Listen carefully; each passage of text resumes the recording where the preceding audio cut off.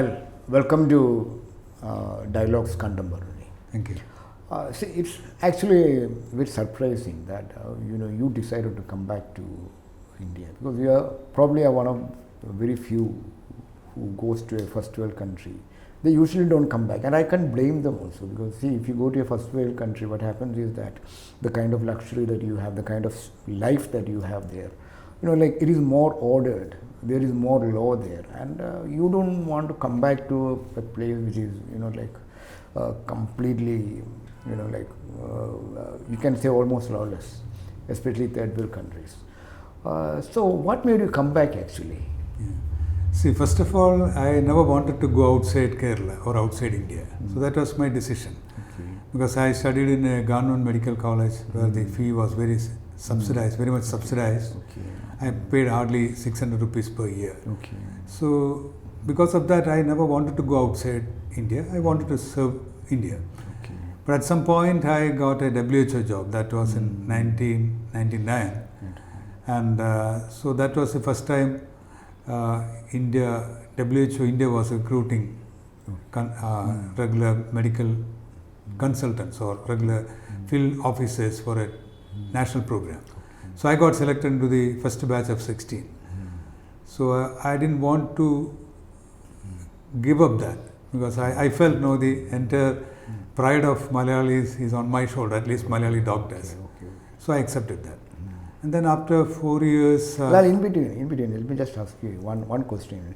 Because you see that, if I remember, that you were conducting a very popular program called Pulse in Asianet, which was very popular actually. I think, and I think like people from Kasaragod to Kanyakumari, even if they didn't know any other doctor, they would know you. That was the kind of status that you had, if I remember. So how could you just throw it away and say, okay, this is not? Yeah, that's a good question. Actually, it was the first health show run by a doctor in India.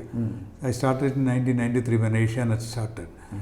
And so I enjoyed. I did it for some 11 years, some 500 episodes. So I was enjoying it, but for everything I have a feeling that at some point you have to stop it and give it to somebody else, so that they can also enjoy it and they can also try whatever they want to experiment.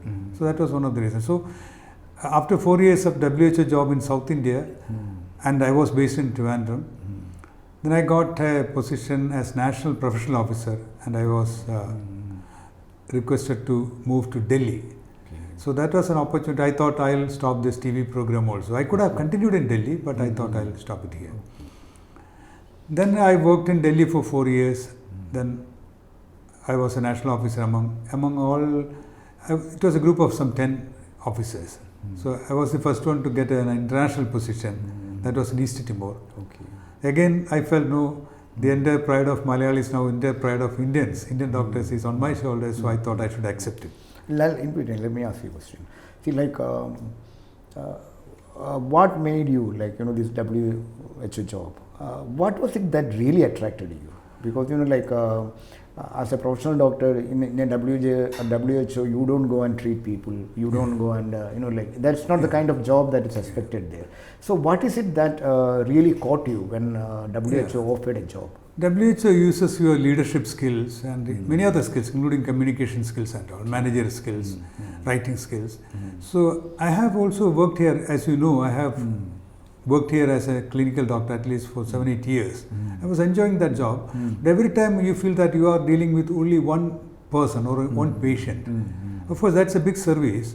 But I always used to think about the whole community or large numbers, or how can you influence the policies of your own state or country, or at least the town. So I have been involved in these kind of public health projects, even right from my student days. I used to organize things that went outside the classrooms or went outside the hospital wards. So, and before I got the WHO job, I had done this Master of Public Health course. So I was one of the first batch of public health students in the whole country, MPH students. It was Sri Chitra Institute, National Institute in Trivandrum that started the first MPH course in India, all of India. So I got really exposed to public health, and most of our teachers were from the US and UK and many other foreign countries. So we got a global exposure while studying in Trivandrum itself. Okay, okay. Then I got this WHO job after less than 1 year after finishing this course. I got this WHO job. So I thought this is the opportunity to practice what I learned in MPH course. Medical books will make you a doctor, but public health coaching and public health training will make you a public health manager or manager. Okay. So that's what I got. That's the opportunity that I got, and I thought this is the right opportunity to practice that. Okay, okay. So I worked in Delhi for 5 years, and then I got an opportunity to work in East Timor. In between, I want to ask you one more question. See, because I have always heard that when you were in Kerala, in Trivandrum, especially when you were connected with the IMA, you started a project, where auto rickshaw drivers, they could pick up anyone who is lying, met with an accident. What was that? Can you just explain it to the... That was in the early 90s. One day, one of my friends, he showed me a news on a very popular Malayalam daily. So there was an accident.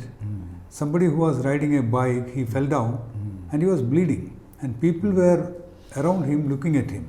So those days, people were really afraid to save people from accident sites and take them to hospital, because those days, if you get involved in an accident like that, you are trying to save someone, but if the person dies, or even if it's a major injury, there will be medico-legal cases, and you will become a witness, and so you also get into the hassle of legal tangle, and you have to go to the court several times, and so people don't touch. So this was a very sad story, and one person died in front of a lot of people. Okay. And those days, because of traffic jams and less number of ambulances, it took a lot of time for an ambulance to come and save a person. Okay. So we thought for a practical solution, it was I had a couple of friends, Mr. Maitreyan and Mr. Mani Paul. So we three of us sat together and we thought of possible solutions. Then we got IMA also involved, many other organizations, including lawyers, judges, so including District Collector of Trivandrum. So in that process, we were thinking of a solution, practical solution. People suggested that we can buy another 10 ambulances. In a city like Trivandrum, this ambulance will run only for a year. Then there will be mechanical problems, driver will not be there, and there will be so many, and traffic jams also. So then we thought, why can't we use the available vehicles, auto rickshaws and taxis, which are already on the road, but they don't have any first aid training. So we thought of recruiting these drivers in small batches into something called Act Force, and we trained them in traffic rules as well as first aid. So I trained them, some of us. We also first got trained in first aid, then we trained them, practical training, simple training, who they should be transporting, who they should not be transporting in auto rickshaws and all. So that's how it, which became a big success, and we transported more than 3,000 people in a span of 3 or 4 years. And only 1 or 2 accident deaths were there. Yeah, so we at least 50 to 100 deaths we could avert. That's what we had. You mean that was your first experience with First experience with this kind of public health, major one after I finished my medicine. Which was a huge success. It was a huge success, and even organizations from Canada came to Trivandrum to study this. LIC, because this was sponsored by LIC. So one transport for just one case, auto rickshaw drivers were paid only 50 rupees those days, which was a good amount those days, and taxi drivers were paid 100 rupees. So the whole project spent only 100,000 rupees for 2 or 3 years. And LIC was saying that we were saving lakhs of rupees, because one death averted could be few lakhs rupees. And you guys spent only 1 lakh rupees for the whole 3 or 4 years. So it was a very practical, and it was a win-win situation for everyone. So this was your first major public health. This was even before I learned or I studied public health. This was out of we were looking for an innovative solution, practical solution, and cost effective. And a very innovative one, that because very innovative. It was not my brain alone, but I took the initiative to start it. So it was after this that you took a jump into public health. Then some people started telling me, you should be doing public health. But India did not have MPH course at that time, and I didn't have the money to go outside and study also. So in a few years, this first MPH course started in India. So I thought this is my area of study, and I took it. And then, okay, you are talking about your Delhi experience. How was it? Delhi experience, Delhi taught me a lot of things. So, Delhi gave me a lot of cultural shock also. Okay. Good and bad things. Okay. So, when you move to India, the first thing you understand is that India is not just Trivandrum or Kerala. There is a big India. Okay. So, when you are in Kerala, you feel that everything revolves around you, world revolves around you. Right. So, that was the first change I had within me. Okay. Then I used to feel ashamed of myself because I could not speak Hindi. Okay. Because it's at least 50-60% of Indians speak that language, and so that was also a big learning. Even though I could read and write like any literate, anyone who studied Hindi, but I could not speak a word. Okay, right. Then something else also I learned. I felt that there are two Indias, South India and North India. Okay. People used to ask me, people used to ask me, are you from Kerala? But many people ask me, are you from South India? Okay. So when we are in Kerala, we may also talk about people, they are North Indians. Right. But we say those things very casually. Right. But when I was in Delhi, people start asking me, are you from South India? It was like, are you from another country? Okay. So that was another learning. The other thing is, we used to talk about women's liberty and women's right and all those things. Of course, everything is not practiced in the best way in Kerala also. But women have been really empowered, at least compared to other states of India. Okay. But when I lived in India, I saw with my own eyes the lack of freedom or the lack of empowerment women in India or North India have. Because one of our maids, she was almost full term and she tried to sit and wipe the floor. My wife, she prevented. She said, you don't have to do that job because. And then they had long conversations. It was a new maid. Then she asked about her pregnancy and all. Then casually she told, I don't know whether this baby inside my womb, he belongs to my husband or my sister's husband, which was a big learning. Okay. She said her older sister, the eldest sister got married, and that guy was using all these younger girls. Oh God. When the other older one was pregnant or having periods, these younger girls, they had to obey his commands. Okay. And that continued even after marriage.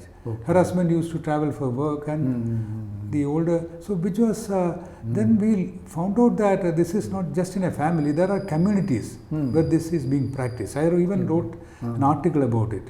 Her name was Omati and Omati's second pregnancy, like that. Okay. So which was a big shock for us. So these kind of things, and But in Delhi, do you think it is just because in North India, or because it is more of a cultural thing, or you can say, like if you go to the upper crust, if you move along with the people who are educated and who like belong to a different I find women enjoying more freedom there, because I have been in Delhi for some time, because I have seen that women go to bar, women drink, women move around with men. There is no problem. But of course, when we come low down, like to the villages, and then this problem I find. This case is not typical Delhiites also. They are from some part of UP or these kind of places. Delhi people enjoy a lot of freedom, especially women. Have some of my colleagues, they were staying in the same flat. So women and men, they were sharing the same flat, which cannot happen in Kerala. Maybe things have changed. No, this happened more than 20 years ago. So these things were, and educated people also. And the other thing is a lot of opportunities for education. First class schools and colleges, and and even government schools were of good standards. And you must have also, like as you said, like when you are in Kerala, you feel, like even when I was in Kerala, you used to feel that we are on the top of the world, because like we are 100% literate, and in fact I used to look down upon North Indians, as like good for nothing idiots. But when I went to Delhi, it was again, as you said, just for a cultural shock, because like I found in JNU people with whom I couldn't, like there was no match. Then only I realized, like in North India only few learn, but those who learn, they learn well. Yeah. You know, like the quantum of knowledge they have, nothing like an average Mallu can never True, compete very with true, that. very That was a very eye opener for me. You know, like after that I have stopped this. You know, like feeling that like being a Mallu, you know everything. Yeah, it's the other way. Delhi has its charm, Delhi has its own strength, and Delhi accommodates also people. So of course, Delhi. See, even when crimes happen, people think that these are done by Delhiites. No, people from all over the world they come, Right. and you don't know, even your neighbor, you don't know from which state he is or she is. Right. And there are people, people with difficulties and all. So that's why crimes are also there. Crimes. Like it is a melting pot, you can say. Yeah, And like America is called a melting pot. You can say that Delhi is the melting pot of India because from everywhere. People come. So at the same time, Delhi has its own charm, and the other thing which I felt is Delhi has seasons. When you are in Kerala, you don't feel seasons, or you have to put on your AC to feel lower temperatures and all. Right. How was the Delhi winter for you? How did you? Initially, it was very difficult. We were not even entirely prepared. Okay. So then we had to buy warm clothes and all. Right. And that's the difference between Delhi and the countries where I live now, especially Switzerland and US. So we lived in Switzerland, and when we came back, we had real difficulties in Delhi. Because in the West, see, people are prepared for the winter. So your car is always heated car, your house is centrally heated. Your office is heated. Okay. So everything. So you don't feel only when you go outside your car, and that doesn't happen. Even car parking is underground; it is closed. Okay. But in Delhi, you have to. Everyone needs a kind of heater near you. Right. So you move away from the heater, you feel that cold temperature. You get frozen. That doesn't happen outside. So we did not know. People who have lived in Kerala, we are not exposed to that kind of winter. Winter was terrible. We got adjusted, but it was terrible. Okay. And then, how did you feel? Like you felt bad when you left Delhi, or since you almost started enjoying Delhi? That is what people say that. Yeah. Delhi. So Delhi is really cosmopolitan. Okay. You can see Kerala in Delhi. You can see Manipur in Delhi. You can see Tamil Nadu in Delhi. Okay. You go to Tamil Nadu house or government house. You go and eat all Tamil food, and you try everything, and you hear only Tamil. Lot of people speaking Tamil. So for some time you feel that you are inside Tamil Nadu. You eat Tamil food, and you listen to Tamil music on TV, and people discussing various things in Tamil. Same thing, you go to Andhra Bhavan, suddenly you are inside Andhra. Right. So this kind of, there is every mini state is there in Delhi. And you see a lot of foreigners, people coming from outside. Right. So it's really cosmopolitan, and you have to use your English also. When you are in Kerala, you learn English, you can speak with a lot of difficulty. Because you don't have to use that. Even if you use, speak in English, in Kerala, you are made fun of. So in Delhi, you don't have, either you have to learn Hindi, your Hindi also improves. Right. At the same time, the offices where we work, these are all international offices, you have to improve your English skills also. That was a big advantage. Okay. And so, what was your next posting once? So I went to East Timor. East Timor. Yeah. Okay. East Timor.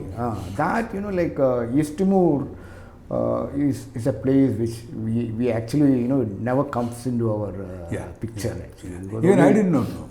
Only when people say you are posted to East Timor, then you realize there is a place called East Timor. Even I had to do that. When this job ad came, I went to my computer and searched in the Google. Where is this country? I have heard of this because I was part of WHO, but I had to locate the country on the map. Then it was really funny when I started going from Delhi to East Timor. Every third month I used to come back. So every time I had to teach all the what do you call this, immigration officers. They'll ask me for my visa on my stamp. I said, I work for UN. So only my ID card is the visa. I don't need a visa there. They will ask for visa stamp. Then I said, then okay, which country is this? I said, East Timor. Is there a country like that? So they discuss among themselves. They go and discuss with their manager. People come and ask me a lot of. Those days it was not easy for them also to Google and find out about this country. Okay. So I faced all these difficulties because it was a remote country, Right. small country, new country, and least developed country at that time.